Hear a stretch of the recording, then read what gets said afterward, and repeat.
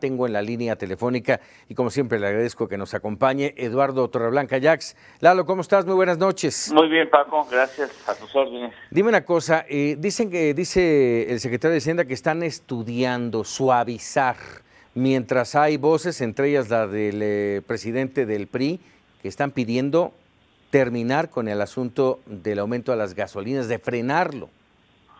Sí, me parece que sería prudente. La sensibilidad política exige en estos momentos tan complicados que está viviendo el país reconsiderar seriamente esa medida, esa acción y procurar en otro tipo de terrenos el hacer los ajustes y los ahorros que el país reclama, que las finanzas públicas reclaman, porque el primer gasolinazo con el que iniciamos este año tuvo una expresión de 1.5% de inflación en la primera quincena del mes de enero.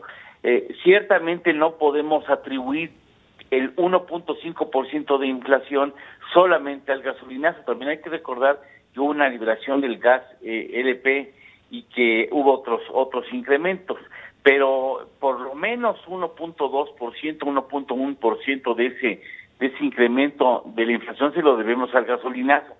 Y tarda a veces en reflejarse cabalmente la consecuencia de un incremento a un precio líder en la economía, porque todos nos movemos y necesitamos de la gasolina y las mercancías así lo hacen también. Entonces, agregar otro 8% más en marzo, la posibilidad de que haya ajustes diarios, pues lo único que hace es garantizar que vamos a tener una inflación que, lejos de que aminore luego del primer gasolinazo, sigue incrementando y será un elemento de incertidumbre en la economía que finalmente las pymes y las empresas medianas, pequeñas e incluso las grandes, pues tienen que reflejar al precio final de su producto o de su servicio, y en ese sentido sí me parece necesario, dado el momento que estamos viviendo, porque finalmente lo de Trump no se ha resuelto, está entre paréntesis, pero pudiera tomarse ese señor una decisión que acabe afectando de manera muy importante nuestra economía, ¿no? Me parece que lo más prudente es pararlo y ver otras alternativas que no sean necesariamente la de reflejar al consumidor